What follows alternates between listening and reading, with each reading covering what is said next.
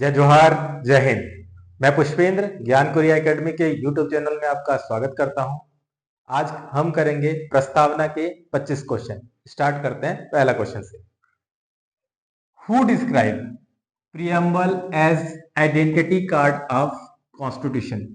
प्रस्तावना को संविधान का पहचान पत्र किसने कहा? Doctor B R Ambedkar, Granville Austin, B N Rau, N A Palkhivala. तो इसका जो सही उत्तर हो जाएगा ये हो जाएगा एन ए पालखेवाला ने।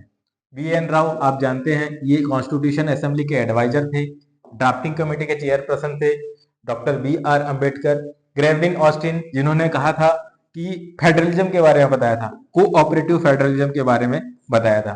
बट इसका जो आंसर क्या हो जाएगा? ऑप्शन डी हो जाएगा। अगला प्रश्न हम लोग देखते हैं कि किस देश ने पहली संविधान की शुरुआत पहले प्रस्तावना से की? Which country was first to begin its constitution with preamble? Bharat, America, France या ऑस्ट्रेलिया?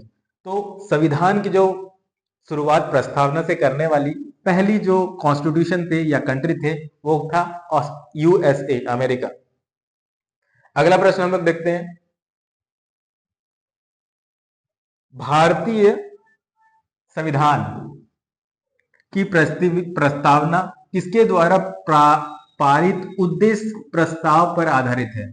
तो the preamble of Indian constitution based on objective resolution passed by whom? Doctor B R Ambedkar, Jawaharlal Nehru, Sardar Vallabhbhai Patel, Mahatma Gandhi. तो इसका जो सही आंसर हो जाएगा जवाहरलाल नेहरू। तो जवाहरलाल नेहरू जब कॉन्स्टिट्यूशन असेंबली बनता है तो वो एक ऑब्जेक्टिव रिजोल्यूशन पास करते हैं, कॉन्स्टिट्यूशन कैसे बनेगा, जो कि बाद में उसको मॉडिफाई करके हम लोग उसको प्रस्तावना में बनाते हैं। तो आंसर क्या हो जाएगा? ऑप्शन बी हो जाएगा। अगला प्रश्न है, संविधान की प्रस्तावना में समाजवादी धर्मनिरपेक्ष अखंडता किस संविधान संशोधन और किस वर्ष जोड़ा गया? कौन से संविधान संशोधन से, कॉन्स्टिट्यूशनल अमेंडमेंट से जो समाजवादी धर्मनिरपेक्ष और अखंडता, सोशलिस्ट, सेकुलर और इंटीग्रिटी को ऐड किया गया? इसको जो ऐड किया गया है 72 कॉन्स्टिट्यूशन अमेंडमेंट एक्ट, बिल्कुल सही है, लेकिन इसका डेट क्या है ये गलत है। तो आंसर क्या हो जाएगा? 72 कॉन्स्टिट्यूशन अमेंडमेंट एक्ट 1976 के द्वारा जोड़ा गया है। तो संविधान में प्रीएम्बल में 3 वर्ड जोड़े गए थे 72 में, जब इंदिरा गांधी की सरकार थी। एक है सोशलिस्ट, दूसरा है सेकुलर और तीसरा है इंटीग्रिटी। यानी कि संविधान में जो प्रस्तावना है, प्रस्तावना में अमेंडमेंट कर सकते हैं। अगला प्रश्न है, भारतीय संविधान निम्न में से कौन सा भारतीय संविधान की प्रस्तावना के घटक नहीं है? तो क्या है? इंपोर्टेंट इंग्रेडिएंट नहीं है। मतलब प्रस्तावना में क्या क्या इंपोर्टेंट इंग्रेडिएंट है और यहाँ पे कौन सा नहीं है। ये सोर्स ऑफ अथॉरिटी बताता है कॉन्स्टिट्यूशन का, संविधान का अधिकार का स्रोत बताता है। हाँ, जब प्रस्तावना स्टार्ट होता है we the people of India, जो we the people of India क्या बोल रहा है? सोर्स बता रहा है, पावर किससे लेके आ रहे हैं? पीपल से। तो ये रहता है। दूसरा, nature of the state, nature of state बताता है भारतीय राज्य का स्वरूप कैसा रहेगा, सॉवरेन होगा, सोशलिस्ट होगा, सेकुलर होगा, डेमोक्रेटिक होगा, रिपब्लिक होगा। ठीक है ना, ये क्या है? नेचर बताता है। तो आंसर ये भी सही है। ठीक। डेट ऑफ एडॉप्शन, हाँ 26 नवंबर जो है 1949 को एडॉप्ट किया गया है, ये भी बताता है। और चौथा क्या बताता है? और एक क्या बताता है? ऑब्जेक्टिव बताता है कि हमारे देश को किस टाइप से हम लोग बनाना चाहते हैं। यानी कि जस्टिस होगा, उसमें लिबर्टी होगा, उसमें फ्रेटर्निटी होगा, इक्वेलिटी होगा, ये बताता है। तो ये ऑप्शन क्या हो जाएगा? सी यहाँ के लिए, इस क्वेश्चन के लिए गलत हो जाएगा।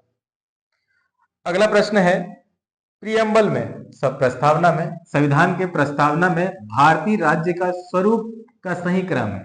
तो किस तरीके से हमारे देश को, नेचर ऑफ द स्टेट को बताया गया है? तो सबसे पहले क्या बताया गया? सॉवरेन है, मतलब संप्रभु है। तो संप्रभु कहाँ पे? सॉवरेन ये हो गया, सॉवरेन ये हो गया, ये गलत हो जाएगा। पहला क्या है? सॉवरेन है, उसका ऑर्डर बताना है अपने को। दूसरा क्या है? सो क्या बोलते हैं? सोशलिस्ट है। सेकंड क्या होता है? सोशलिस्ट। सोशलिस्ट मतलब क्या होता है? समाजवादी होता है, तो समाजवादी रहता है। तीसरा क्या होता है? सेकुलर है। सेकुलर मतलब धर्मनिरपेक्ष और पंथ निरपेक्ष भी भारत के कॉन्टेक्स्ट में।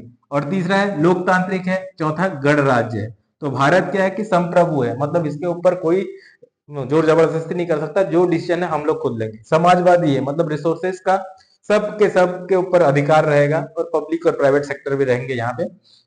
धर्मनिरपेक्ष है मतलब धर्मनिरपेक्ष का मतलब ऐसा नहीं है कि जो नेगेटिव सेंस में कि राज्य और जो धर्म है कंप्लीटली अलग होंगे, सेपरेशन ऑफ जो रिलीजन जो वेस्टर्न कंट्री में नहीं। भारत में क्या है कि सभी धर्म को संभव की भावना की बात किया गया, पॉजिटिव सेंस में लिया गया है, सभी धर्म को इक्वल इंपॉर्टेंस दिया जाएगा। फिर लोकतांत्रिक है। लोकतांत्रिक मतलब by the people for the people of the people, लोगों के द्वारा लोगों के से और लोगों का शासन है। गणतंत्र मतलब क्या हो गया कि यहाँ का जो हेड ऑफ द स्टेट है वो इलेक्शन के थ्रू रहेगा, ठीक है ना, राजा वाले प्रथा नहीं रहेगा। तो ये जो ऑर्डर है सी सही है। अगला प्रश्न है कि प्रस्तावना में संविधान का उद्देश्य क्या है? प्रस्तावना में संविधान का उद्देश्य क्या है? संविधान का उद्देश्य क्या है? जस्टिस देना, लिबर्टी, इक्वालिटी, फ्रेटर्निटी देना, सॉवरेनिटी, सोशलिज्म, सेकुलरिज्म और डेमोक्रेसी। ठीक है, ये तो विचार है। यूनिटी, इंटीग्रिटी, सॉवरेनिटी और डेमोक्रेसी, ठीक है ना, equality, fraternity, integrity and socialism. तो इसमें बता रहा है कि संविधान का उद्देश्य क्या है। संविधान का जो उद्देश्य उसमें लिखा है, जो बताया कि हम लोग कैसे करके देश बनाएंगे। एक तो जस्टिस रहेगा, बोले जस्टिस क्या है? सोशल, इकोनॉमिकल, पॉलिटिकल रहेगा, राजनीतिक, सामाजिक, आर्थिक रहेगा। लिबर्टी ऑफ एक्सप्रेशन, वर्शिप रहेगा ये। इक्वालिटी रहेगा और फ्रेटर्निटी रहेगा। तो उद्देश्य क्या हो गया? ऑप्शन ए सही हो जाएगा इतने में। तो आंसर हो जाएगा ऑप्शन ए। अगला प्रश्न हम लोग देखते हैं कि भारतीय समाजवाद के बारे में कौन सा कथन गलत है। हम लोग ने बोला सोशलिज्म है, हमने अडॉप्ट किया है। क्या कि कैपिटलिज्म के कारण हम लोग के कारण कोलोनिज्म बनता है, तो हमने क्या है कि इनहेरेंटली हम लोग के उसके विरोध में हम लोग ने, और उतना टाइम सबसे ज्यादा जो चल रहा था पावरफुल सोशलिज्म चल रहा था, तो सोशलिज्म ने हम लोग को अडॉप्ट किया। तो लेकिन समाजवाद, लोकतांत्रिक समाजवाद, समाजवाद में कौन सा? लोकतांत्रिक समाजवाद है। एक कम्युनिस्ट समाजवाद भी होता है सोशलिज्म, एक रशिया का भी होता है सोशलिज्म, लेनिन का। एक जो माओ का भी सोशलिज्म जिसको कम्युनिज्म बोला जाता है वो होता है। लेकिन हम लोग ने डेमोक्रेटिक सोशलिज्म को का सिद्धांत को अनुसरण किया, बिल्कुल ये सही है। दूसरा, सोशलिज्म में क्या होता है कि जो जो पूरा संसाधन है वो क्या बोलते हैं, जब स्टेट सोशलिज्म की बात करते हैं, कम्युनिस्ट सोशलिज्म की बात करते हैं, तो बोलता है पूरा रिसोर्स सरकार के अधीन है, ठीक है। लेकिन हमारे लोकतांत्रिक समाजवाद में हम लोग ने क्या किया, उसमें प्राइवेट सेक्टर भी और सरकारी सेक्टर दोनों को बढ़ावा दिया, और मिश्रित अर्थ से व्यवस्था को बढ़ावा दिया, और जहां पे सार्वजनिक और निजी क्षेत्र सह अस्तित्व कर सके। तो ये हमारा सोशलिज्म का तरीका ये भी सही है। भारतीय समाजवाद पूरी तरह से मार्क्सवाद पर आधारित है, पूरी तरह से नहीं है। अगर हम लोग देखा जाए तो ये गलत हो जाएगा। जो हमारे डीपीएसपी में बहुत सारे जो प्रावधान है मार्क्सिज्म का है, लिखे हैं। लेनिन का जो है रैशनलिज्म वाला पार्ट लिया गया है, ठीक है ना। जो एकात्म मानव क्या बोलते हैं, एम एन रॉय का लिया गया है यहाँ पे, ठीक है। तो यहाँ पे पूरी तरह से नहीं है, ठीक है। ऑप्शन सी गलत हो जाएगा। लेकिन क्या बोल रहे हैं, आर्थिक नीति ने समाजवादी जो खाक को कमजोर किया, जो है 1991 की जो आर्थिक नीति है उसने समाजवाद के खाक को कमजोर किया, ये बोल सकते हैं बिल्कुल।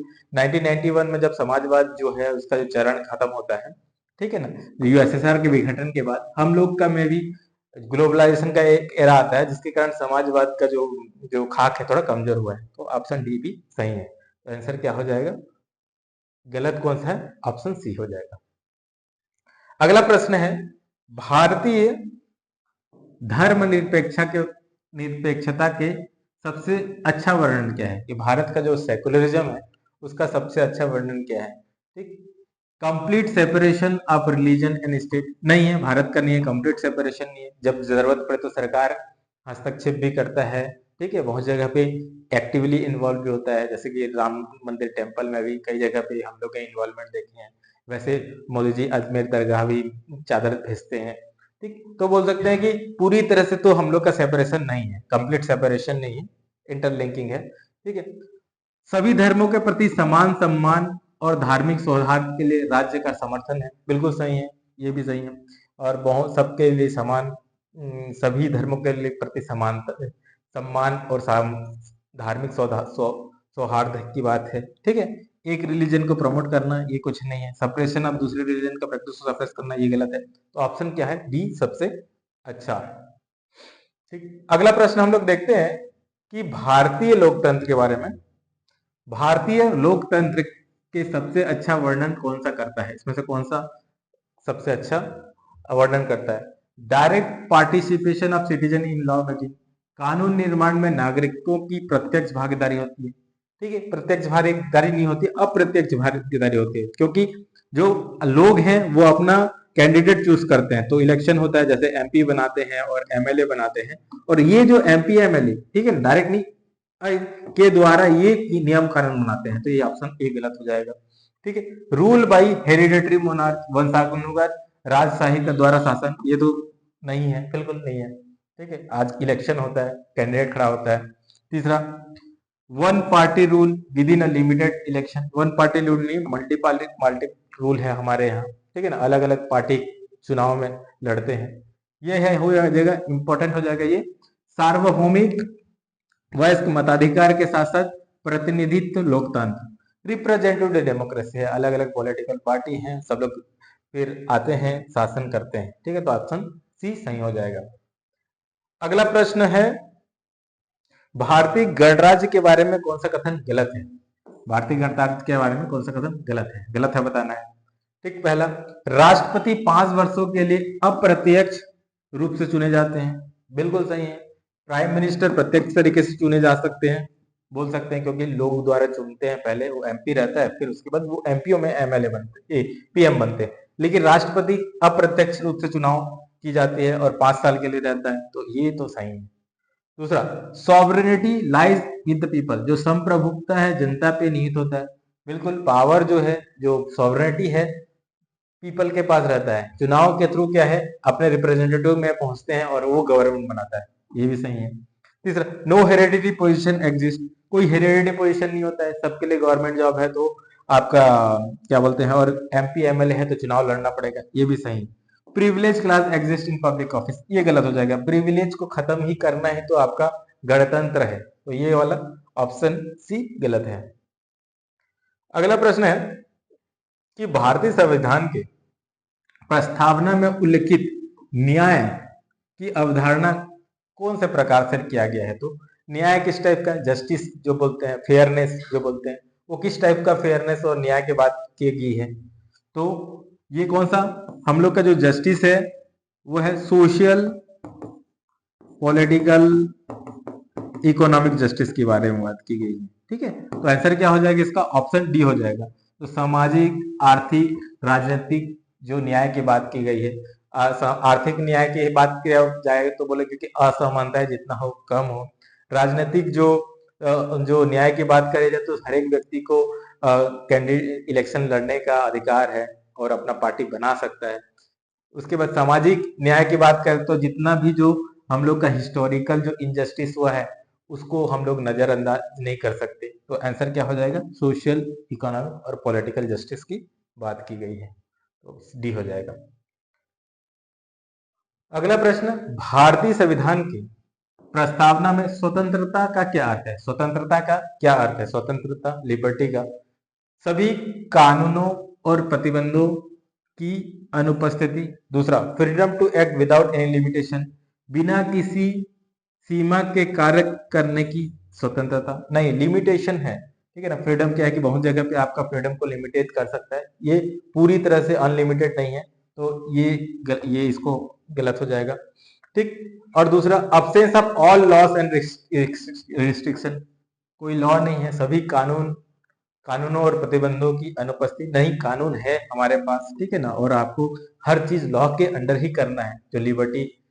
ठीक है, चौथा, absolute freedom to do any one likes, जैसे चाहे वैसे करने की पूर्ण स्वतंत्रता है, ये भी नहीं है, पूर्ण स्वतंत्रता नहीं। एक जो है रिस्ट्रिक्शन सरकार ने लगा के रखा है कई जगह पे, और लगा सकता है, जो रैशनल होना चाहिए। Absence of restaurant with opportunity for personality development, हाँ, ये ज्यादा बेहतरीन यहाँ पे ऑप्शन हो सकता है कि जो है रिस्ट्रेंट को कम करना है, ठीक है ना, और आपको इतना अच्छा अपॉर्चुनिटी देना है कि एक ह्यूमन का डेवलपमेंट हो सके, ठीक है, अपना पर्सनालिटी बना सके, ह्यूमन डेवलप कर सके, अपने जितना पोटेंशियल का यूज कर सके, तो सबसे आंसर हो जाएगा सी हो जाएगा। अगला प्रश्न हम लोग देखते हैं, भारतीय संविधान की प्रस्तावना में समानता का क्या अर्थ है? समानता का क्या अर्थ है? ठीक है, इक्वलिटी का क्या बात है? ठीक, तो equal equal privilege to specific section of the society, ठीक है, कि समाज के विशेष वर्गों को समान विशेषाधिकार, समान लोगों को समान विशेषाधिकार बोल सकते हैं। ये गलत हो जाएगा क्योंकि प्रिविलेज को खत्म करना है, ठीक है, और इक्वल प्रिविलेज स्पेसिफिक किसी सेक्शन के लिए नहीं है, नहीं तो अमीर अपने आप को बड़ा बोलेगा, गरीब और नीचे हो जाएगा, तो ये गलत, ये नहीं बोल सकते। Absence of specific privilege and no discrimination, ठीक है ना, विशेषाधिकार की अनुपस्थिति और बिना किसी भेदभाव के। तीसरा, equal power distribution among the state, नहीं है, ये गलत हो जाएगा। इक्वल, जो इक्वालिटी का नोशन है नागरिकता के लिए, सब लोगों के लिए है, ठीक है ना, किसी स्टेट के लिए, राज्यों के लिए नहीं, ऐसा नहीं बोल रहे हैं। दूसरा, preference of marginal community, marginal community का प्रेफरेंस जरूर देते हैं, लेकिन जो इक्वालिटी नहीं है उसको बोलते हैं इक्विटी बोलते हैं, ठीक है ना। तो यहाँ पे जो सही आंसर यहाँ पे चारों ऑप्शन में क्या हो जाएगा, अब्सेंस ऑफ स्पेसिफिक प्रिविलेज, ठीक है ना, विशेषाधिकार की अनुपस्थिति और नो डिस्क्रिमिनेशन, किसी के साथ कोई भेदभाव नहीं, तो आंसर क्या हो जाएगा, बी यहाँ पे सबसे सटीक बैठ रहा है। अगला प्रश्न है कि निम्न में से कौन सा प्रावधान बंधुत्व को, कौन सा प्रावधान बंधुत्व के विचार को बढ़ावा देता है? सिंगल सिटीजनशिप, बिल्कुल। एकल जो नागरिकता है वो भाईचारा के भाव को बढ़ाता है, ठीक है, चाहे तमिलनाडु का हो, जम्मू कश्मीर का हो, कहीं का भी हो, सिंगल सिटीजनशिप बंधुत्व को बढ़ाता है। दूसरा, फंडामेंटल जो ड्यूटीज में 51A में प्रोविजन है कि हाँ हमें भाईचारा के को प्रमोट करना है, साथ में रहना है, ठीक है, एक हेरिटेज को शेयर करना है, ये बहुत सारी बातें हैं। तो भी dignity of individuals, dignity of individuals भी बंधुत्वता को बढ़ा के रखता है कि हाँ, कि मेरा भी एक अस्तित्व है इस देश में, ठीक है, और मेरे लिए भी अधिकार है, तो इसमें क्या हो जाएगा, ऑल द एबव हो जाएगा, सभी के सभी। अगला प्रश्न देखते हैं कि के एम मुंशी के अनुसार, के एम मुंशी के अनुसार प्रस्तावना है क्या है? संविधान की आत्मा उन्होंने कहा है, संविधान की कुंजी कहा है, गणराज्य की कुंजी कहा है, या गाइडिंग प्रिंसिपल बोला है? तो इसका जो सही उत्तर है के एम मुंशी के अनुसार ये है हॉरोस्कोप ऑफ रिपब्लिक है, तो आंसर क्या हो जाएगा, सी हो जाएगा। अगला प्रश्न, किस मामले में प्रस्तावना को भारतीय संविधान के हिस्सा घोषित करता है? तो सुप्रीम कोर्ट का कौन सा मामला है जो बोलता है कि जो प्रियम्बल है, प्रस्तावना है, इंडियन कॉन्स्टिट्यूशन का एक पार्ट है, अभिन्न हिस्सा है, तो वो कौन सा है? ए के गोपालन केस नहीं है, मिनर्मा विल केस नहीं है, गो गोलकनाथ नहीं है, ये क्या होता है, केशव नंदा भारती केस बोलता है कि जो प्रियम्बल है, पार्ट ऑफ द कॉन्स्टिट्यूशन है, एक अभिन्न हिस्सा है, और बेसिक स्ट्रक्चर के अंदर इन्हें रखा है। अगला प्रश्न है, प्रियम्बल के बारे में बताना है, ठीक है, भारतीय संविधान में प्रस्तावना के संबंध में निम्नलिखित कथन पर विचार करें, ठीक है। प्रस्तावना न तो विधायिका के लिए शक्ति का स्रोत है, न ही उसकी शक्ति पर रोक लगाता है। दूसरा, प्रस्तावना गैर न्यायिक है, अर्थात इसके प्रावधान अदालत में लागू नहीं किए जा सकते। तो क्या है कि एक कंडीशन के थ्रू बताया कि कौन, प्रस्तावना पार्ट ऑफ द कॉन्स्टिट्यूशन तो है, लेकिन कोई ये विधायिका का ना स्रोत है, ना ही इस शक्ति का उपयोग आप कर सकते हो, साथ ही इसको गैर न्यायिक भी बताया गया है, तो दोनों के दोनों स्टेटमेंट क्या हो जाएगा, सही हो जाएगा, तो आंसर हो जाएगा ऑप्शन सी, दोनों के दोनों सही। अगला प्रश्न के बारे में बताएं कि किस मामले ने यह स्थापित किया कि भारतीय संविधान की प्रस्तावना को संशोधित किया जा सकता है? तो कौन सा है कि पार्लियामेंट का की प्रियम्बल को अमेंड भी कर सकते हैं, मतलब कोई शब्द उसमें ऐड कर सकते हैं, घटा सकते हैं, जैसे कि 42nd कॉन्स्टिट्यूशनल अमेंडमेंट एक्ट 1976 के द्वारा सोशलिस्ट, सेकुलर और इंटीग्रिटी को जोड़ा गया, ठीक है ना। तो ये जो है वो कौन से मामले जो है स्थापित किया है? तो ये जो कौन सा मामले है, ये है केशव नंदा भारती केस है। उन्होंने कहा कि जो है प्रीएम्बल तो एक पार्ट ऑफ द कॉन्स्टिट्यूशन है, और दूसरा क्या है कि इसमें आप परिवर्तन कर सकते हैं, संशोधन कर सकते हैं, लेकिन इसमें भी बेसिक स्ट्रक्चर पे कोई छेड़छाड़ नहीं कर सकता। तो आंसर क्या हो जाएगा? बी हो जाएगा। अगला प्रश्न है आर्टिकल 1 के रिस्पेक्ट में है, ठीक है। तो भारतीय संविधान के अनुच्छेद 1 के अनुसार भारत का क्षेत्र निम्नलिखित वर्गीकृत है। तो भारत का क्षेत्र कौन कौन सा होगा? एक जो राज्यों का क्षेत्र है जो है, दूसरा केंद्र शासित प्रदेश का, तीसरा जो भारत सरकार द्वारा किसी भी समय जो खरीदी, संधि, समर्पण, विजय के साथ कोई भी जो क्षेत्र आएगा वो भी आप आके आर्टिकल 1 के अनुसार है। तो आर्टिकल 1 क्या बोलता है? India that is Bharat, union of state बोलता है, ठीक है। तो यहाँ पे आंसर क्या हो जाएगा? सभी के सभी सही हो जाएंगे, डी। दूसरा जो आर्टिकल 1 है, ठीक है ना, जिसको डॉक्टर बी आर अंबेडकर के अनुसार, उनके अनुसार राज्यों को संघ क्यों सुना, यूनियन ऑफ स्टेट क्यों सुना, ठीक है ना। जैसे कि अमेरिका का है यूनाइटेड स्टेट ऑफ अमेरिका, इस स्टेट से यूनियन बनाते हैं, हम लोग ने बोला कि यूनियन के अंडर स्टेट है, ठीक। तो भारतीय संघ राज्यों के समझौता पे आधारित नहीं है, उनका कहना है। बिल्कुल, उन्होंने कहा कि भारतीय संघ कोई एग्रीमेंट के कारण नहीं हुआ, अलग अलग रजवाड़े एक साथ इकट्ठा हुए और हम लोग जोड़ना चाहते हैं, ऐसा कुछ नहीं हुआ है। हमारे में क्या है कि हम लोग ने सब पहले एक साथ आए ब्रिटिश वाले, उसके बाद में रजवाड़े को हमने लेके आया है, ठीक है। तो ये दूसरा, राज्य संघ से अलग नहीं हो सकता, उसके पास सीडिंग पावर नहीं है। अगर एग्रीमेंट के कारण अगर आओगे तो आपको मन करेगा तो आप छोड़ भी सकते हो, लेकिन भारत में ऐसा नहीं है, यूनियन है, इसी कारण क्या है, किसी को एग्जिट नहीं हो सकता बिना किसी ओके। तो हम लोग का यूनियन मजबूत है और इसी कारण राज्यों का संघ चुना हम लोगों ने। तो ये दोनों के दोनों स्टेटमेंट सही हैं जिन्होंने बी आर अम्बेडकर साहब ने बताया। अगला प्रश्न हम लोग देखते हैं कि भारतीय संविधान के अनुच्छेद 2 के बारे में सही कथन है। तो अनुच्छेद 2 के बारे में बताएं क्या है? मौजूदा राज्यों के सीमाओं में परिवर्तित से संबंधित है। अगर स्टेट है उसका सीमा को बढ़ाना है तो उसके लिए है, ये गलत हो जाएगा, ये आर्टिकल 3 होता है, ठीक है। राज्यों के पुनर्गठन के प्रावधान करता है, ठीक। राज्य के पुनर्गठन का जो प्रावधान है ये भी 3 भी करता है, ठीक है। कुछ राज्यों को विशेष दर्जा प्रदान करता है, ठीक। ये भी ऑप्शन आर्टिकल 3 के अंदर आता है। तो ये क्या हो जाएगा? नए राज्य को संघ में प्रवेश या स्थापना करने के संबंध में। तो जो नए राज्य बनते हैं उसके लिए हम लोग आर्टिकल 2 का यूज करते हैं। फॉर एग्जांपल सिक्किम जब नया राज्य फिर भारत में आया था, बना था, तो आर्टिकल 2 का यूज किए थे और उसके लिए इंपॉर्टेंट प्रावधान भी था, ठीक है। तो नया राज्य के लिए हम लोग आर्टिकल 2 का यूज करेंगे। जो ऑलरेडी बना हुआ है उसके लिए हम लोग आर्टिकल 3 का यूज करेंगे। जैसे कि यहाँ पे देखो कि भारतीय संविधान के किस अनुच्छेद का उपयोग करके आंध्रा से तेलंगाना बनाया गया? आर्टिकल 2, 3, 4 और 1, ठीक है। एक तो गलत ही हो जाएगा, 4 गलत है। तो आर्टिकल हम लोग ने 3 का यूज किया, जो ऑलरेडी अगर जहां पे राज्य है, राज्य को तोड़ना है, उसका नाम परिवर्तन करना है, उसको बढ़ाना है, उसको छोटा करना है, उसका हिस्सा को अलग करना है, उसके लिए आर्टिकल 3 आ जाएगा, ठीक।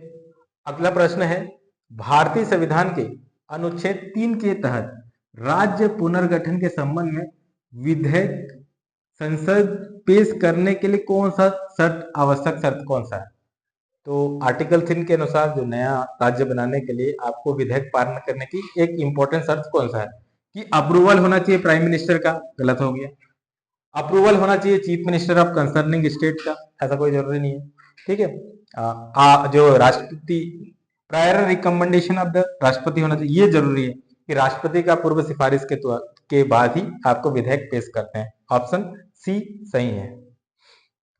अगला प्रश्न है जो अंतिम प्रश्न है, ये है भारत और बांग्लादेश के बीच क्षेत्र का जो आदान प्रदान की सुविधा किस संवैधानिक संशोधन अधिनियम के तहत किया गया?